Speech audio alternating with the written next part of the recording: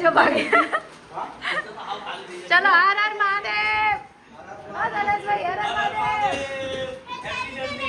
अब जल्दी पती गई हाँ तो जो घरे आई थी तो ये लोग जता रहे છે મેં અહીંયા ફટાફટ ભીંડા વોશ કરી દીધા છે ભીંડા કટ કરી અહીંયા ખીચડી ચોકી દીધી છે અહીંયા ચા બનાવી છે દૂધ ગરમ કરવા મૂક્યું છે અને અહીંયા અમારા ખ્વાઈસ મેડમ પૂજા કરી રહ્યા છે અને અમે આ બધો સામાન એમનેમ જ ફેલાવ્યું છે કપડાં મેં એક વખતના વોશિંગ મશીનમાં નાખ્યા છે બીજા પછી કરીશું તો અહીંયા ભીંડા કટ કરી દીધા છે અહીંયા ખીચડી બની ગઈ છે હવે ફટાફટથી હું ભીંડા વગાડો પછી લોટ બાંધીને રોટલી કરી દઉં ચલો હવે અમારે જમવાનું કાઢી દીધું છે હવે જમી લઈએ પછી આ લોકો સૂઈ જશે અને મારું જમવાનું પતાવીશ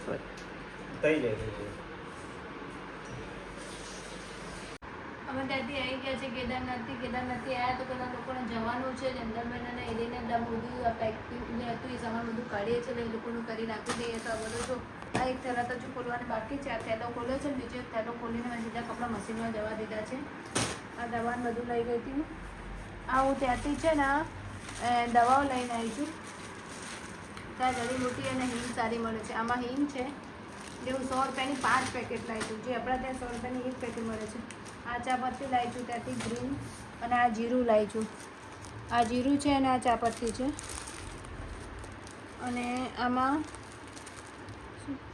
હિંગ છે જંટલમેનની હિંગ રહી છે પછી આમાં શિલાજીત લાવી છું અને કેસર લાવી છું ત્યાંથી શિલાજીત ને કેસર પણ સારી આવે છે ને સસ્તા ભાવમાં આવે છે આ હું 100 રૂપિયાની 2 ડબ્બી લાવી છું અહીંયા આપણા ત્યાં આ ડબ્બી 350 રૂપિયાની એક આવે છે અને આ શિલાજીતની ડબ્બી લાવી છું એ પણ 100 રૂપિયામાં જ લાવી છું અહીંયા આપણા ત્યાં 1000 રૂપિયાની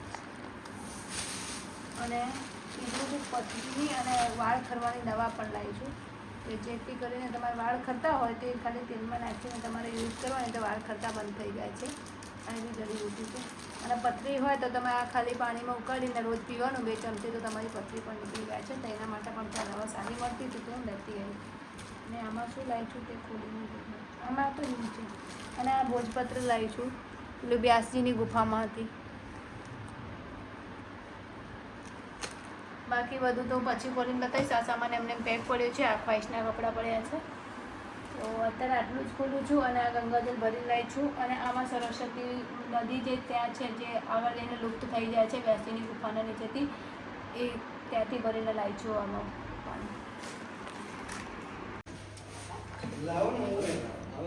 એ આપો ને એ અમે કંઈક તો કરશે ને આપી દે જેન્ટલમેન હા એ તમને હલકું લાગે ને પછી હર હર મહાદેવ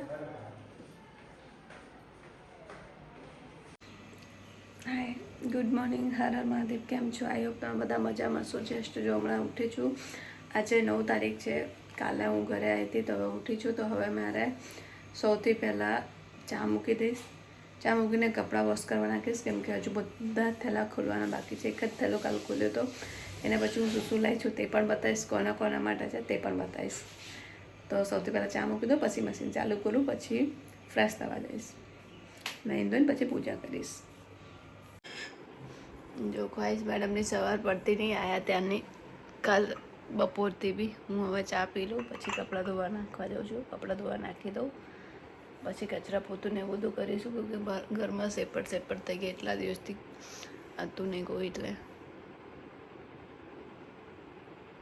હા તો જો અહીંયા મેં દાળ વાફવા મૂકી દીધી આજે આપણે દાળ બનાવીશું બહુ દિવસ પછી મને ઘરની મારા હાથની દાળ ખાવા મળશે અહીંયા વાસણ એવું ઘસી દીધા છે આ ફ્રીજ થોડું સાફ કર્યું છે અને હું લાવી હતી આ ફ્રૂટ તો આજે આ ફ્રૂટ કટ કરીશું કે આ ફ્રૂટ શું કીધું હતું એ લોકો નામ ભૂલી ગઈ થોડું યાદ કરવા દો શું કીધું તું ચકુતરા આ નામનું ફ્રૂટનું નામ છે ચકુતરા એ લોકોને કહેવાનું એવું છે પ્લસ હું લાવી હતી ત્યાંથી રામફળા લાગે તો આપણે શિમલા મિરચી જેવા છે પણ ખાવામાં બહુ જ મસ્ત હોય છે કેમ કે મેં ખાઈને ચેક કરી લાવી હતી તો આજે આપણે કટ કરીશું અને ત્યાં સુધી મેં કપડાં ફરીથી એક વખત મશીનમાં નાખ્યા સવારથી 2 વખત કપડાં ધોયા છે મેડમને હેર વોશ કરવાના છે જે મેડમ અહીંયા ફરી રહ્યા છે અને એના પછી જો માતા રાણીના કપડાં પર ખોઈશ અહીંયા ધોઈને રાખે છે એ બધી પેક કરવાના છે અને થોડું ઘર સાફસૂફ કરવાનું છે બધા બેગ ખાલી કરે છે એ પણ આજે મારા ધોવાના છે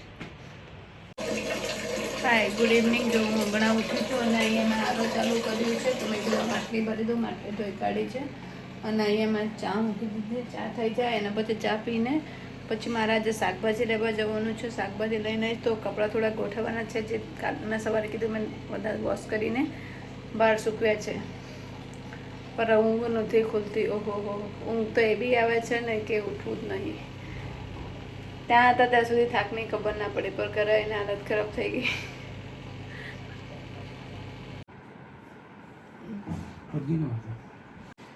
ચાલો તો અત્યારે ચા પી લેજો. આંખો તમારી ખુલતી નહીં, ઊંઘમાં છું. પણ તો બી ચા મળી ગઈ ત્યાં છે તો અહીંયા જો ચા પી લઈએ. પછી ક્વાઇસ મેડમ થોડું બહાર કામ કરે છે, આજે અમને થોડું કામ આપ્યું છે. પછી જઈશું, શાકભાજી લઈને આવીશું. પછી જોઈશું જમવાનું બનાવવાનું છે કે પછી બહારથી મંગાવી લઈએ. થાક લાગે છે, ઊંઘ બહુ જ આવે છે. ખ્વાઈસ મેડમના સાયકલ ઉપર અમે લોકો શાકભાજી લઈને આવ્યા છે, અને ખ્વાઈસ મેડમ જો અમારા ફૂલ લઈને દર્શન કરવા જાય છે. કેમ કે અહીંયાથી નીકળ્યા હતા એને કે હું દર્શન કરી દઉં, તો એ જો દર્શન કરવા જઈ રહી છે. ત્યાં સુધી હું અહીંયા શાકભાજીને બધું રખવાડી કરીશ, કે બધું કામ બહાર પડ્યો છે. તો આ ખ્વાઈસ મેડમ મારા જોડે આજે મારી હેલ્પ કરાવવા આવ્યા છે. હા તો જો હું ઘરે આવી છું, શાકભાજીને બધું લઈને આવી છું. બસ શાકભાજીને એવું ગોઠવી દઈએ. આજે પેલા જે ફ્રૂટ છે તો એ આપણે કટ કરીને આજે આ ફ્રૂટ ખાઈશું. આને રામફલ કહેવાય. અને પેલું મેં તમને કીધું હતું કે ચકુતરા જે હું લઈને આવી છું એ પણ આજે ખાઈશું. અને એ પહેલાં હું અહીંયા શાકભાજી લઈ છું. ગલકા, ભીંડા અને ફ્લાવર, આદુ, ને અહીંયા બીજું શું લઈ છું, ગવાર. કાલે ઈચ્છા છે મેથીના થેપલા બનાવવાની, તો મેથી પણ લઈને આવી છું. અને અહીંયા લીલી ડુંગળી પણ લાવીશું અને સૂકી ડુંગળી પણ લાવીશું. અને આમાં ફ્રૂટ પણ છે. અહીંયા હું જામફળ અને દાડમ પણ લઈને આવી છું. તો આ બધું લઈને આવી છું. આ બધું હવે ગોઠવી દઈએ. ગોઠવીને પછી જમી લઈએ. પછી લાઈવમાં મળીએ અને પછી સૂઈ જઈએ. કેમ કે જો નીંદર હજુ આંખોમાં એટલી છે ને કે મને નસો છે બહુ જ ભયંકર વાળો. અત્યારે નીંદરનો બહુ જ થાક ભરાય છે. પણ મારી મહાદેવે પ્રાર્થના સાંભળી કે દર્શન બહુ જ સારી રીતે થયા. થેન્ક યુ સો મચ કે તમે લોકો પ્રે કરી દે તો મારી યાત્રા સફળ થઈ. સો મારી આખી ફેમિલીને ખૂબ ખૂબ ધન્યવાદ. આવા જ બ્લોગ્સ જોવા માટે ચેનલને અત્યારે જ સબસ્ક્રાઈબ કરી લેજો અને લાઇક શેર કરવાનું ભૂલતા નહીં.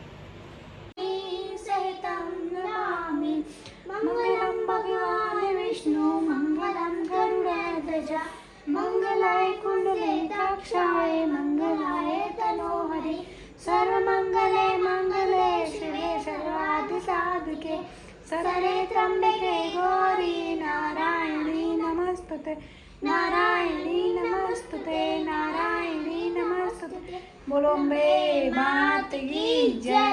હર હર મહાદેવ.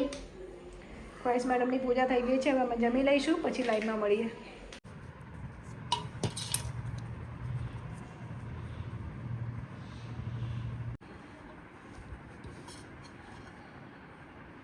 Good evening. તો અહીંયા જો હું સાંજનું જમવાનું બનાવી રહ્યું છું. સાંજના જમવામાં આજે હું બનાવીશ ઢેબરા. તો અહીંયા મેં લોટ લીધું છે ચણાનું અને ઘઉંનું મિક્સ કરીને. અને આ રીતે અહીંયા મેં મેથીમાં બધું નાખી દીધું છે ઓલરેડી. બધા મસાલા હું મેથીને થોડી પકાવી લઉં છું, જેથી કરીને છોકરાઓને મેથી કડવી ના લાગે અને લોકો સારી રીતે ખાઈ શકે. તો હું ઢેબરા આ રીતે બનાવું છું. તમે લોકો કઈ રીતે બનાવો છો તે મને કહેજો. તમારા લોકોને મારા ઢેબરાની રેસીપી જોતી હોય તો લાઈવમાં આવીને મને વાત કરજો, તો હું બધાને રેસીપી કહી દઈશ. તો હવે હું આ બધું આમાં નાખી દઈશ અને પછી લોટ બાંધી દઈશ દૂધ નાખીને, જેથી કરીને તમે 50 ડે કે 20 ડે ઢેબરાને રાખી શકો છો. એ કંઈ ખરાબ થશે નહીં, જે તમારે ટ્રાવેલમાં પણ સારું કામ આવે અને છોકરાઓને બ્રેકફાસ્ટમાં પણ સારા કામમાં આવે છે.